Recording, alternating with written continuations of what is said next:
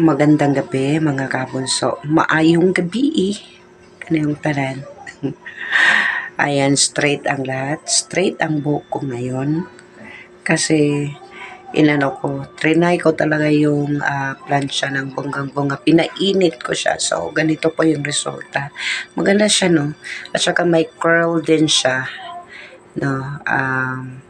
Ako po ay nag-prepare lang for now sa aking mga papeles. Papeles. Kasi bukas, pupunta po ako sa site sa aking pinagtrabahoan before. And hihintayin ko po ang aking SOM, Senior Operations Manager. And so, we'll see what will happen. Sana i-bless po ako ni Lord na mapasa akin yung posisyon na inaasam ko. Charot.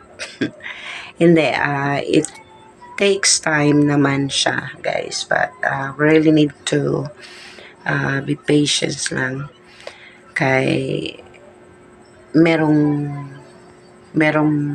alam kong merong inilaan si Lord para sa akin, no? Sa aking buhay. And alam kong yung pinagdadaanan ko simula pa is meron talaga yan pleasure na darating or merong kaginawaan, no? Bukas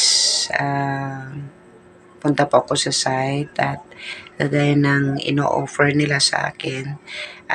I will take that para po sa aking future. And update po sa amin ni Dave. Babalik siya this coming. Parang sabi niya it would be earlier than September. Sabi niya sa akin. And with that, kung matuloy yung pagtrabaho ko,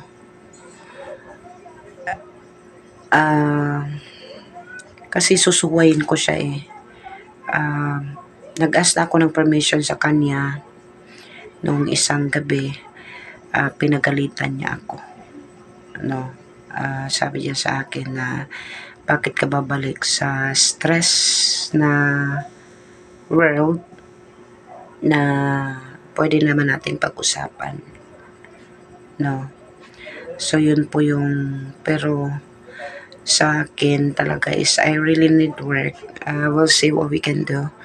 We'll see what will happen. Kasi gusto ko talagang magkatrabaho. Pero basta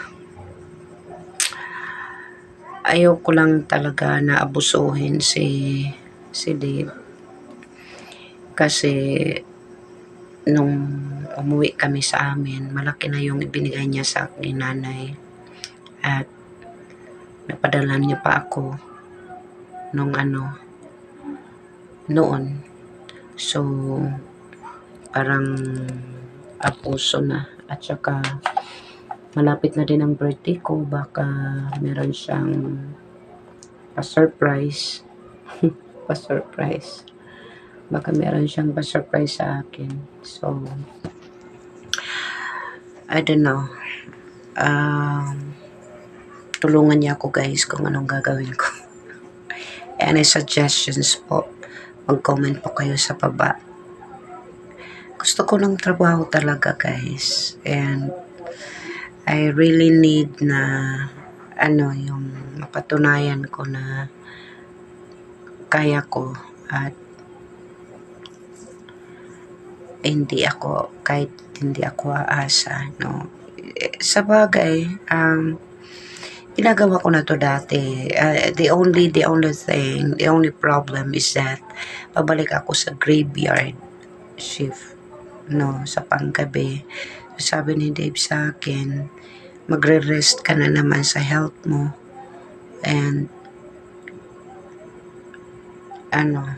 papayat ka na naman. Look at me right now, hindi na ako payat. Char. Kasi ano na yung tulog ko eh. Yung parang maintain na sometimes kung ayokong mag ano-ano dito sa bahay, matutulog talaga ako kasi walang trabaho. No? So, ganun lang, manghihingi po ako ng suggestion sa inyo mga kabuso. Kung meron kayong ikakasuggest, kung wala naman po, okay lang. Pakishare po sa video para naman po may revenue tayo. Bye! Yun lang, walang ka-taste-taste, walang ano-ano na upload para lang may ma-upload pa ako. Buyers!